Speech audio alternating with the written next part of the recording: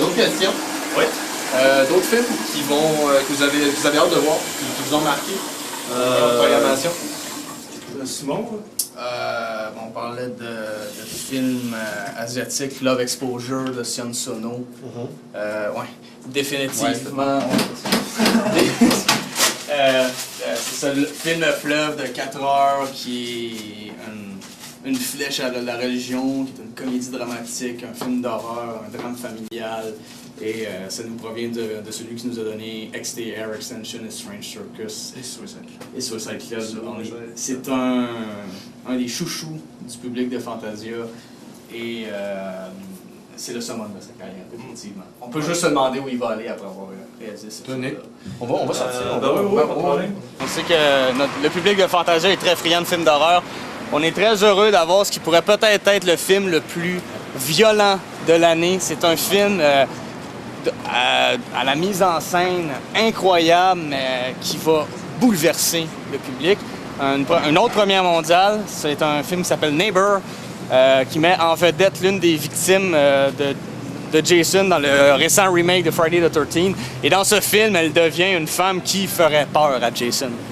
Pour vous donner une idée à quel point c'est dur, sans vouloir trop aller dans les détails, le monteur a vomi durant le montage du film. On est très heureux d'avoir un autre titre canois avec Thirst, qui est Lascar, qui est une adaptation de la série télé Lascar, qui est un dessin animé qui caricature avec étonnamment beaucoup d'espoir la vie en banlieue parisienne. Ça a une distribution stellaire dans les talents vocaux. On parle de Vincent Cassel, de Diane Kruger et de plusieurs rappeurs français. Et c'est très drôle. C'est un plaisir de film. Et la musique hip-hop est excellente. Oui. Et puis finalement, parler de Fantasia sans dire un petit mot sur le cinéma d'arts martiaux serait un peu un crime. Ouais. Donc, le film Ip Man de Wilson Yip est probablement un des films d'arts martiaux qui va être les plus marquants des dernières années.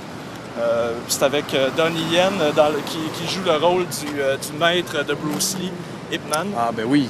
Et c'est vraiment une grosse production, c'est un film historique, un film d'arts martiaux.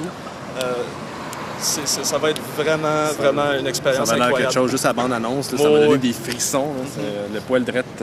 Et c'est présenté à la soirée d'ouverture, tout de suite après le film d'ouverture, qui est Yatterman de Takashi Miike.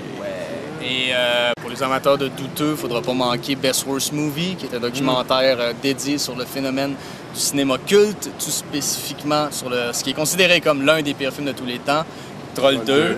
Et comme on présentait ce documentaire qu'on a tous adoré, on ne pouvait pas résister à présenter Troll 2 en projection de minuit.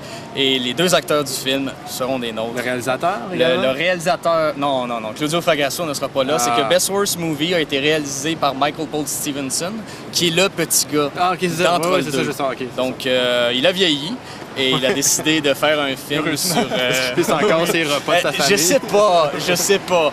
Mais comment il m'avait dit, il n'y a aucun sandwich au ballonné qui vont me faire manquer Fantasia cet été. Ça, j'avais trouvé très drôle. Excellent. Oui. Bon, on va vous libérer ou vous avez d'autres choses? On a toujours quelque chose.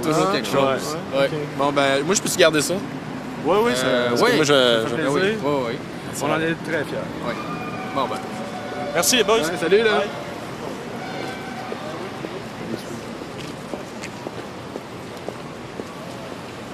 Je vais mettre la tune du paquet.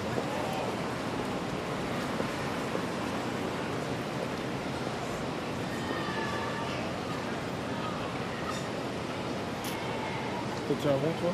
Non.